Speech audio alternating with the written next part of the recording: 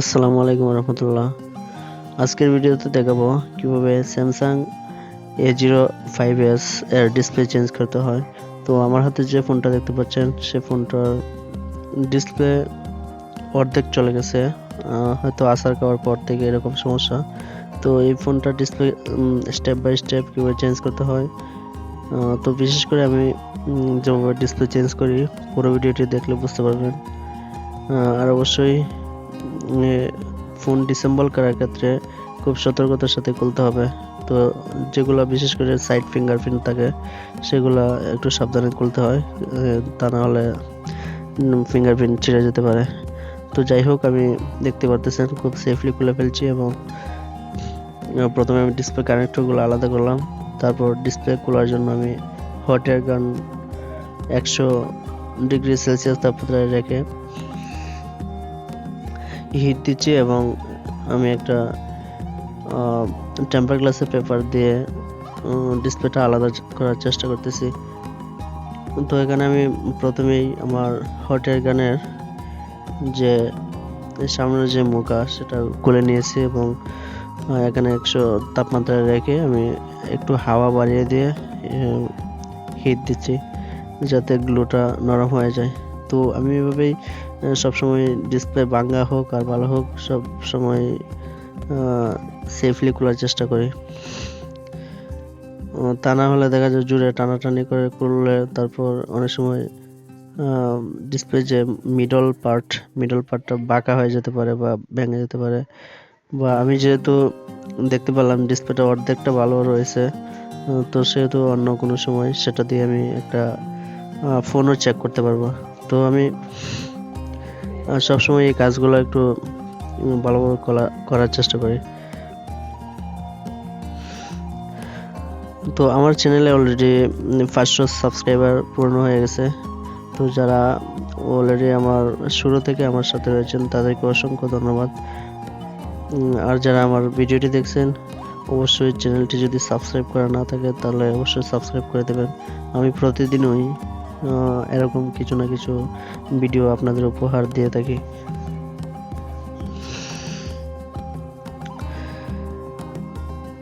তো খোলার পর ডিসপ্লে খোলার পর চতুর্দিকে ভালোভাবে গামগুলা পরিষ্কার করতে হবে যাতে একটু গামও যাতে কোনো দিকে লেগে না থাকে। তো দেখতে পাচ্ছেন আমার যে ইয়ার স্পিকারের যে একটা টিন থাকে, জালি থাকে, সেই জালিটা আমি এখানে বসিয়ে দিলাম। তো এই জালিটা না থাকলে অনেক সময় দেখা যায় ধুলা ঢুকে যায় বা খুব বেশি ময়লা পরে ক্যামেরাতেও চলে যায়। তো আমি এখন প্রথমে খোলার পর গামটা পরিষ্কার করার পর এখন ডিসপ্লেটা, নতুন যে ডিসপ্লে সেটা আমি ফিটিং দিয়ে দেখব যে ফোনের ডিসপ্লেটা ঠিক আছে কিনা, যে নতুন ডিসপ্লেটা ঠিক আছে কিনা। সবগুলা কানেক্টর আমি সুন্দরভাবে বোর্ডের সাথে লাগিয়ে নেব। তো আমি ডিসপ্লে কানেক্টর অলরেডি লাগিয়ে নিয়েছি, এখন আমি পাওয়ার প্রেস করে দেখব যে ফোনটা ওপেন হয় কিনা। তো আমি দেখতে পাচ্ছি যে ফোনটা ওপেন হচ্ছে না। তো যাই হোক, অন্য হয়তো কোনো সমস্যা, আমি আবার খুলে আবার লাগানোর চেষ্টা করব।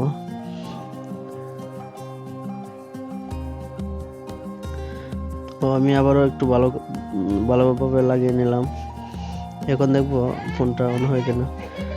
তো আশা করি দেখতে পাচ্ছেন যে ফোনটা ওপেন হয়ে গেছে, স্যামসাং গ্যালাক্সি।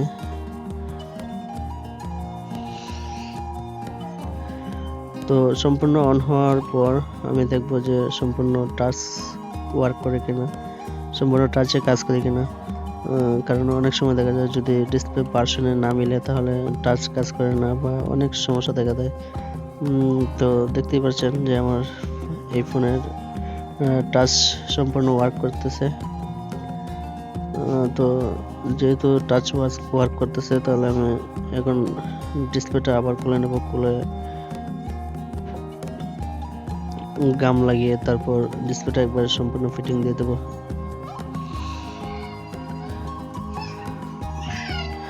তো কে কীরকম ভাবে ডিসপ্লে লাগায় আমি জানি না, তবে আমার ডিসপ্লে লাগানোর প্রসেসটা সেম এরকমই।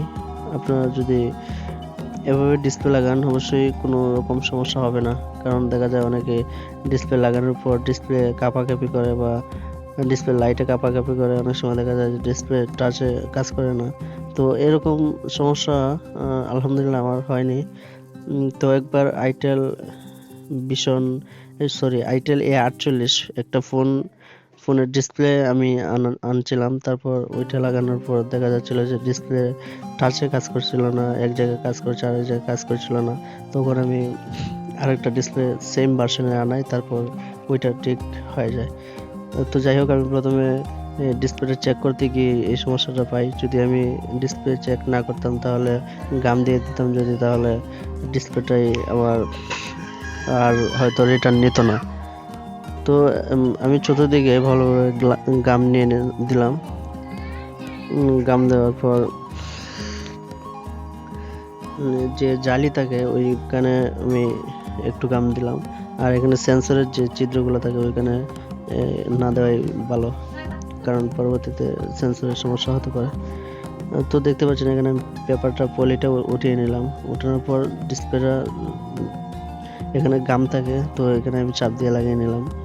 লাগানোর পর এখন আমি বোর্ডটাতে আমি ডিসপ্লেটা ফিটিং দেব। তো আমি অলরেডি গাম লাগিয়ে নিয়েছি, তো দেখতেই পাচ্ছেন। এখন আমি ডিসপ্লেটা সম্পূর্ণভাবে লাগিয়ে নেব। লাগানোর পর দিয়ে দেখবো যে সব দিক দিয়ে সমানভাবে লাগছে কিনা, কোনো জায়গায় কোনো সমস্যা রয়েছে কিনা সেটাও দেখতে হবে। তো এখানে আমাকে কানেক্টরগুলো লাগাতে হবে। তো কানেক্টরগুলো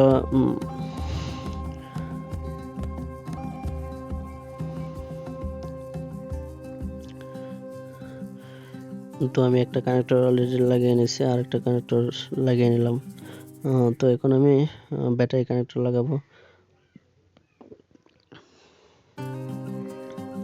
তো দেখতে পারতেছেন যে আমি ডিসপ্লে সম্পূর্ণ লাগিয়ে ফেলেছি। এখন আমি পাওয়ার প্রেস করে দেখব যে ঠিক আছে কিনা।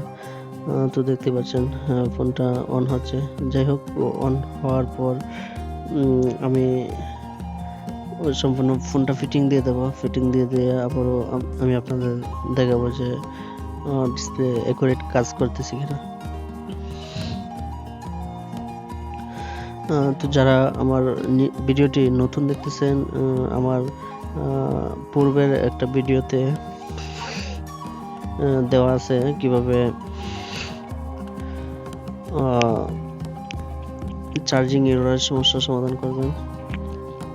সেই সমস্যার সমাধান নিয়ে একটা ভিডিও আছে, সেটা দেখতে পারবেন। অনেক ডিটেলস ভাবে দেওয়া আছে। আর আমার পিডিএফ যারা সংগ্রহ করেননি, অবশ্যই আমার